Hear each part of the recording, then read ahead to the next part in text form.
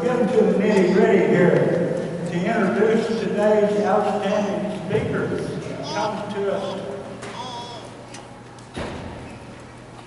His name is Jake Macaulay. Let's give him a round of applause.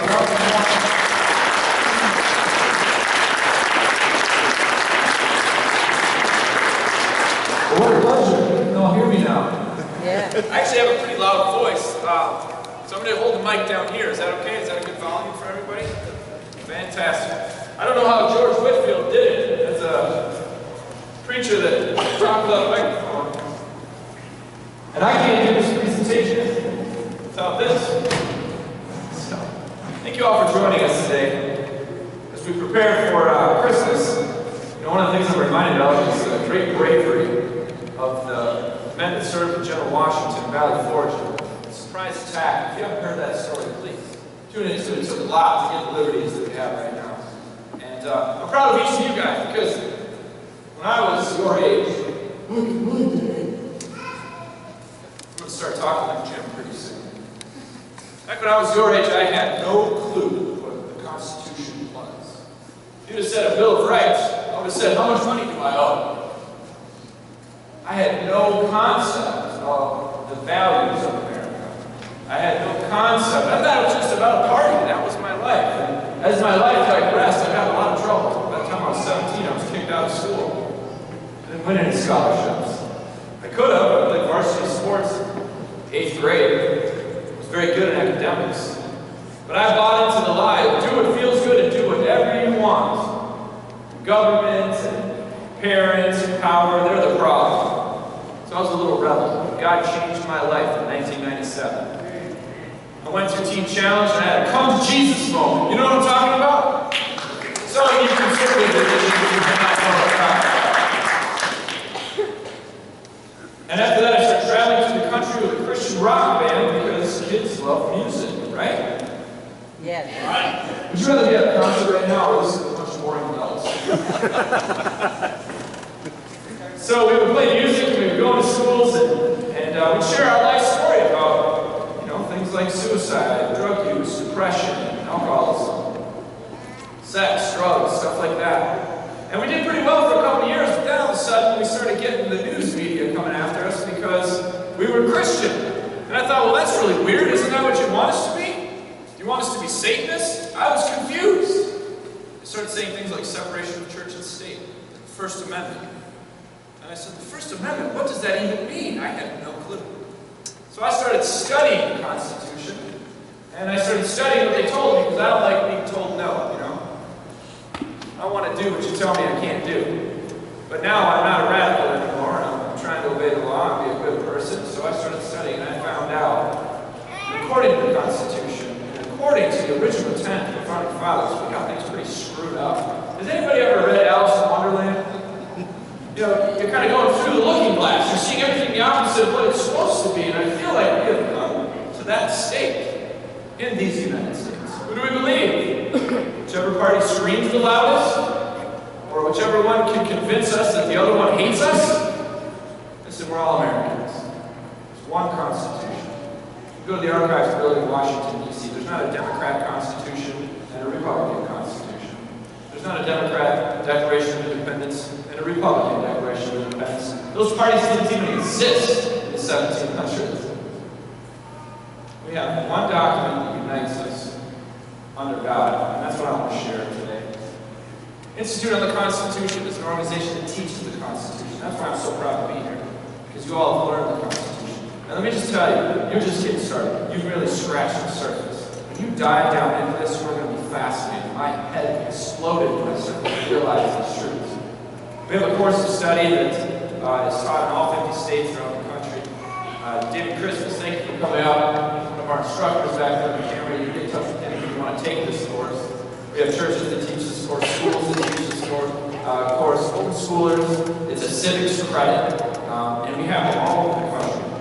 So that's the organization there. We have an information table when we're done. I would love to share with you a little bit more about the organization, but for the sake of time, let's continue going. The founders of the Constitution, the framers of the Constitution, wrote the Constitution for this reason. Can anybody read the screen up there? See that bottom line down there? They wrote the Constitution to, if If we could all say it together, to secure blessings of liberty to ourselves and our posterity.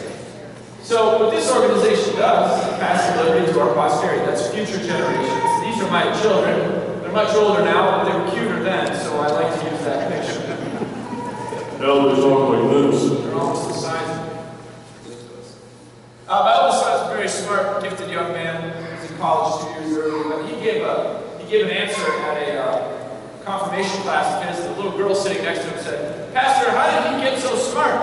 So the pastor pointed to me in the back of the room because we homeschool, and he said, "You see that man back there? His wife." That's not actually my wife. It's just a picture of her.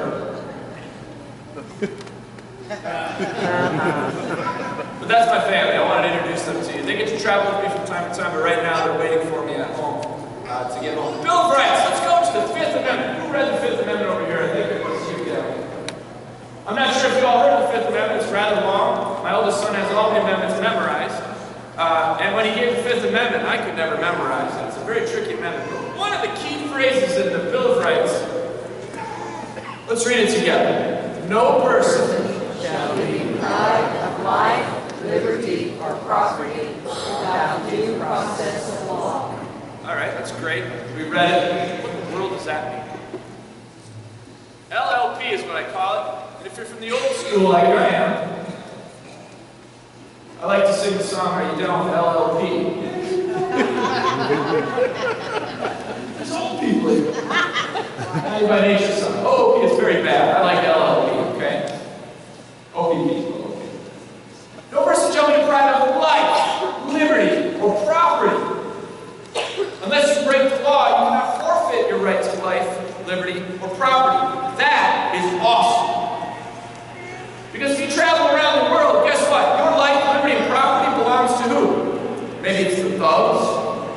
Maybe it's the gangs. Maybe it's the drug dealers, the cartels. Maybe it's the government, but it certainly doesn't belong to you. And you certainly don't have a government that swears an oath to defend and protect your life, liberty, and property. They're looking out for what they can get from you. We all love our freedom, we all love our life, we love our liberty, we love our property, because this is America. Now, how many of you believe we're born equal? Raise your hand for this. Awesome. It sounds wonderful. It comforts us. We're born equal, but we're not.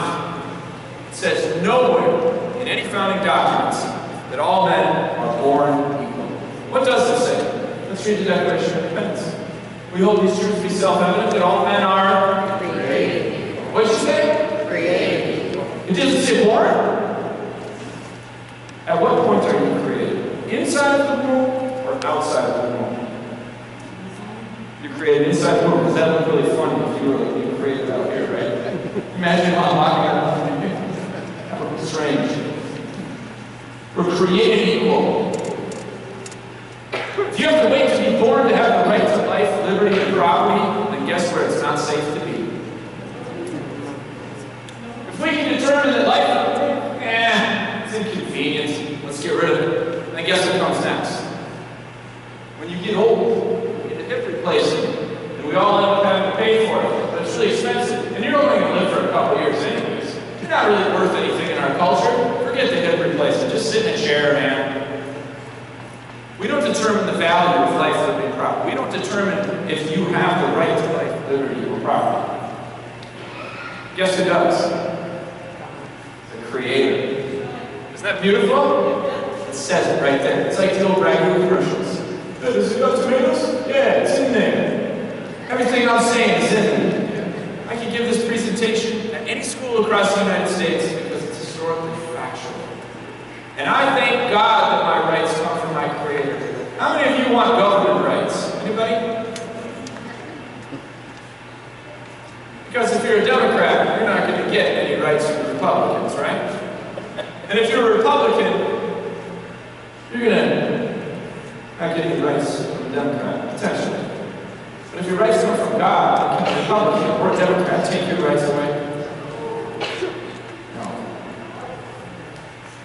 Right now we have an out-of-control court system. We look to the courts to determine what our rights are. What does the Constitution say? That's wrong.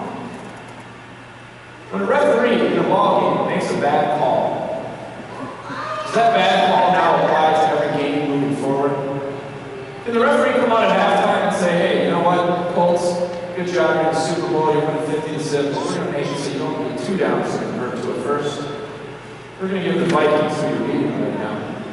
10 downs to convert. Can a referee change the rules of the game in the middle of the game? Can they change it before the game? Heck no! The job is to apply the rules to the 2 parties in front of them.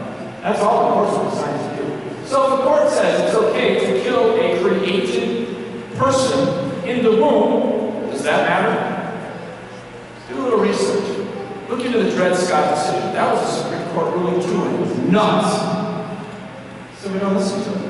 They made an error. That error does not apply to future rulings or future law, because all law is created in the legislature.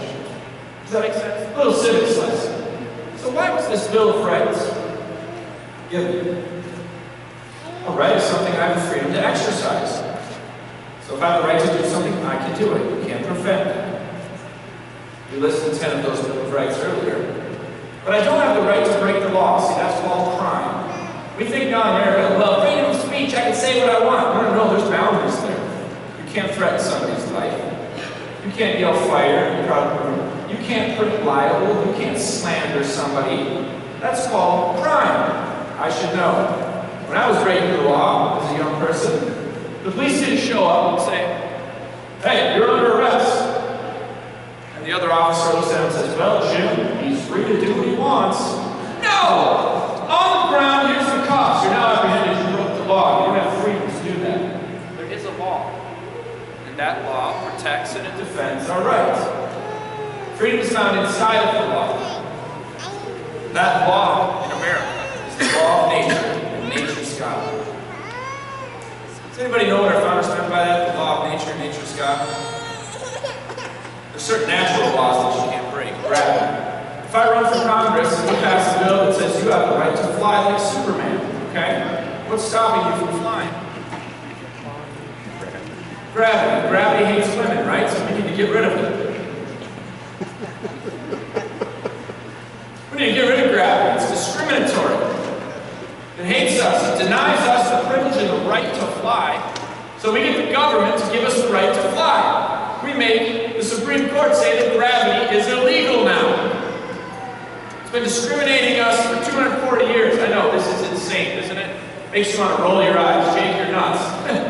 Just turn on C-SPAN sometime. So we get the right to fly. The court upholds it. The president signs it. Congress gave it to us. Tomorrow we're going to get up on top of the Armory and we're going to fly. What do you think? I'll let you go first. I'm a politician. You going to fly?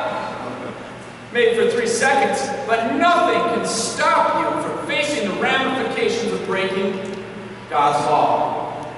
Nothing can stop that. You can spill all the ink on paper you want, you can have all the guns you want and all the law enforcement you want, but you can't change the law. It exists. You don't break the law breaks you. That's why I think it's so tragic and silly that we try to do away with things like the 10 Commandments. That's the basis for common law in America. Who did Moses ever hurt, man? Poor guy talking about hate. Why are you hating on Moses? You have the right to do wrong. In the Declaration of Independence, we declared independence based off the supposition there is a creator God. And that God is the God of our Lord and Savior, Jesus Christ. Does that mean that other people can't worship other gods? No. It means that our God gave us our rights. Our God gave us a law to protect those rights. That's why he said, thou shalt not kill, because he gave you the right to life. He said, thou shalt not steal, he gave you the right to property. He said you could not bear false witness against another to steal their property or jeopardize their liberty. Excuse me. These concepts come from God. Again, remember Ragu? It's in there. Read the Declaration of Independence. It specifically states that. Almost half of the signers of the Declaration of Independence had seminary degrees. Did you know that? Oh, our founders were deists, atheists. They hated God. No! When's the last time you believed the press anyways? Raise your hand if you do. Thank you. This is what it means to be American, right here. 3 simple bullet points pull out the philosophy of America. Number 1, there is a God. Can we say that together? There is a God. Remember, there's a creator that created us. We didn't just fall here by happenstance and chance. Because if we did, then we got to choose a different God. And that God, guess who it would be? Government. So if there is a God, we declare as Americans that our rights come from government. Our rights come from Him. So let's say it together. Our rights come from Him. God. You don't want rights that come from people. You don't want rights that come from your teacher. You don't want rights that come from your professor in college. Oh, Lord, help us. You want God-given rights. So what is the purpose of government?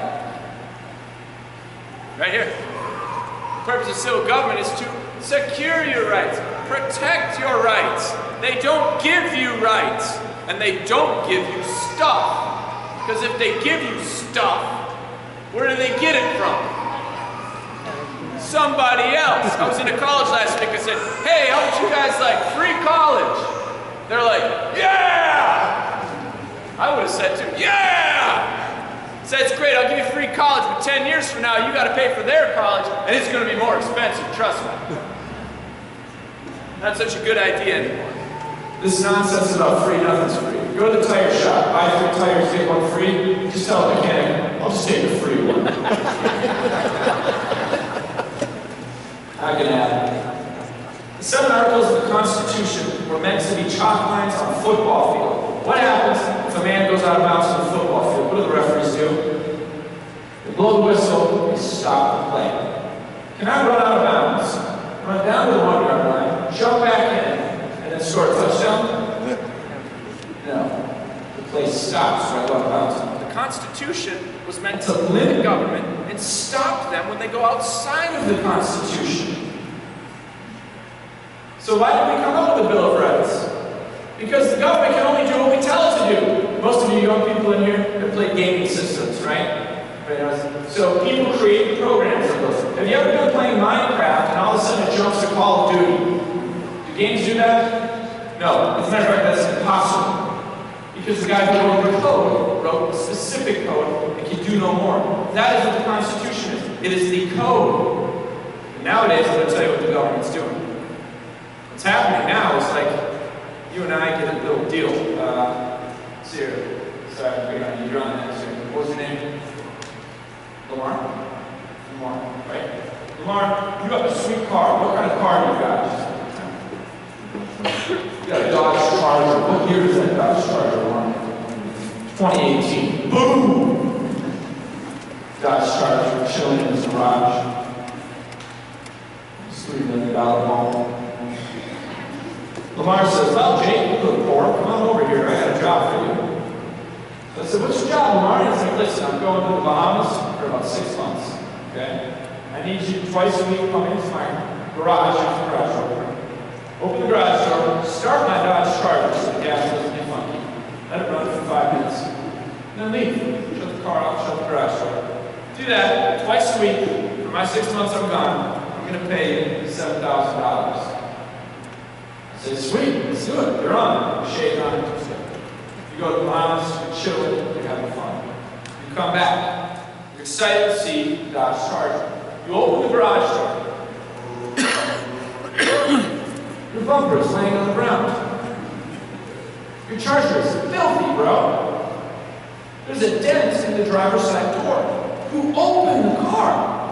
The tank of gas is on empty. There's Taco Bell wrappers all over. I show up like you tell me to do. I say, hey, Lamar, how was your trip, man? You had fun? Oh, great, great. I need that $7,000. What are you going to say to me? What do you mean, no? Why not? I trashed the car. I just took it for a spin, man. I started it just like you said, twice a week. It's amazing. Nice car, by the way. I'm sure it's made of that. Why won't you give me my money? Trash your car. You didn't say I couldn't trash your car. drive it in. Yeah, no, but she didn't say that I couldn't drive it. Well, now I got him on his heels, and that's what we're doing. That's what the government does to us. What they say to us is, well, we're going to do this. And you're like, well, wait a second. It's not a good idea to do that. I say, well, yeah, it is. And convince us it's a good idea. Ma'am, if I come over to dinner to your house, okay, and you serve me a great dinner, it's fantastic, but I noticed that your decor is just horrible. Your couch is so ugly. It clashes with your flooring. Your drapery needs fixing. So when you go to work tomorrow, I break into your house and I fix everything. And let's say that I even make it look better than when I started. Does that make what I did legal? No. No. So even if what government does becomes better, that doesn't mean they have a right to do it. What Lamar says, hey, I give you permission to drive my car. Exactly. But I threw it back at him and I said, well, you didn't tell me I needed it. You didn't tell me I could. Because these doggone lawyers populate Washington. You know what I'm saying? You know, the two men walking through the graveyard that saw the lawyer's headstone said, a lawyer be a good man. And one guy nudged his buddy and he said, there's 2 people buried in that grave. So the Constitution was just designed to be the computer program to tell government what to do, but now government has gone way out of bounds. So what the framers, the anti-federalists, as you rightly said, they said, well, we know people, and people are sinners. How many of you trust just one man with absolute authority and power in this country? We don't have that. The president has very limited delegated authorities. Just a small amount of words describe his authority. Well, we thought with the Bill of Rights that we could identify a few rights that would be brick walls on that side. Like, could you imagine that guy about to fall out of bounds, whacking his face on a brick wall? Wouldn't it be great if Congress did that every time they try to go outside and just whack their face on a brick wall? I mean, not physically, of course, because that would be wrong to think that. But that's what that brick wall is for. It's to be evidently written so we can see it. So we created a Bill of Rights with that brick wall of silence. Now, historically, this concept, well, I'm not going to give you history, that's what I have time to do that, so I'm just going to run through. This concept originated with our English ancestors. It was called an Englishman's Bill of Rights. We were asserting our rights to a tyrant king. That's all that was going on. James Madison said, why would we create a Bill of Rights? If we create a Bill of Rights, in other words, if we create a deal, and we tell them a handful of things that they can't do, then they're going to try to do a whole bunch of stuff that's not written there. Which is why we have the 10 Amendments. The 10th Amendment states, whatever's not written here, you don't have any authority to do that either. We just want to make sure that the big 10 blinking lights in your face is a brick wall. I'm sorry if that was confusing. Take our course, it'll make a lot more sense. A lot more time to talk about it. I want to talk about the First Amendment because I believe, and it's right in the First Amendment, it's the most important. Let's read it together. Congress shall make no laws respecting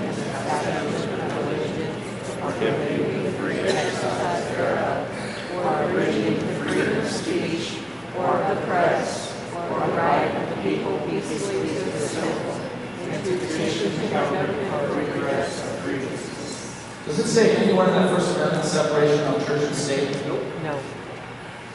Does it say that if you're in government you can't pray? No. Heck, Congress opened session with prayer. Do you guys know that? Most state legislatures do as well. Yeah. You know why? Because they're smart.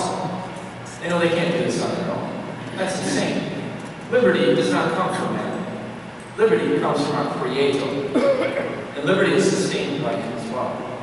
So in this separation of church and state, we have different duties and functions of churches and states. I don't have time to get into that either. But in the colonial charters, we had the New England colonies that were of a certain. When I was a kid, if you said, what religion were you? I was Catholic. My friend Pete Brown, he was Methodist. My other friend, my girlfriend, she was Lutheran. That was what religion she was. That's what we understood as religion. Different sects and different denominations. Because in America, we had all sorts of different Christian religions. We didn't want one to take dominance over another, because back then, they would beat people up. We don't necessarily do that anymore. Lutherans get along with Catholics pretty well now. That's a good thing. Back then, it wasn't so. At the time of the First Amendment, they specifically wanted to avoid what they had in England. That was an establishment of a denomination. Whereas if you weren't this denomination, heads were rolling, it would take your life. It was treasonous. the original versions of the First Amendment. The First Amendment said Congress shall not make any law establishing any religious denominations. The second version, Congress shall not make a law establishing any particular denomination. Again, we're talking about Christianity here. Congress shall make no law establishing any particular denomination in preference to others. Finally, Congress shall make no law establishing religion or prohibiting the free exercise thereof. The wording for this First Amendment is provided by a man named Fisher Ames. Fisher Ames made the unequivocal statement that the Bible is the source of sound morality and behavior in America, and that we must not let it be separated from the classroom. So guys, if you're a Christian, read the Bible in school. It's so cool. Call me if you have any problems. I have plenty of attorney friends. If you're a Christian, you wear a Christian shirt. If you're a cheerleader, you want to put scripture on your cheek, go for it. Hey, buck system has become culture to be Christian now. Isn't that crazy? Why? Oh, you're a Christian, you're in trouble. Bring it on. The Second Amendment protects the right to bear arms. Again, I can run through these pretty quickly, but we're running out of time. Just a review of the Bill of Rights. If you want to take a picture of this, this summarizes that and gives you the cliff notes of it. These Bill of Rights are sacred, but they're not our only rights. Our rights come from our Creator, and that's what I want to instill in everybody right now. It is very important that we understand our rights come from the Creator. Because if not, we'll be sitting on the edge of our chair every time Congress talks, or the court is issuing an opinion, or the president has something to say. And if we ever allow the concept of God, God-given rights and God-given law to escape our mind and say, well, that's just for church, then I just want to give you a news flash. You have no security for your rights. Your rights will go by the wayside. And then you will become slaves to whoever's in power. That is exactly how we had a war for independence. That very concept and for that very reason. So with that, I just want to encourage you again. We have a lot of resources at Institute of the Constitution. I would love to teach and train and help any of you. We have a number of individuals that are in this room that believe the same. Did anybody see us on the news yesterday? Channel 44? We didn't record it because we're smart. But it's a pleasure to be a part of this celebration. And I want to thank all of you for attending. I want to thank all of you for your support of the next generation learning this. I'll tell you what, we got a lot of competition. But I just want to say it is so important. Now, with that, I happen to be a minister, and I'd like to pray for us, if that's okay. I'm not closing out everything. I know we still got a couple more things on the document. Oh, wait. Kurt was supposed to close the prayer. Where's Kurt? Okay. That's you. You want to close the prayer. Well, bring it on, brother. Let's go, citizen of the year. Just chop wood over here.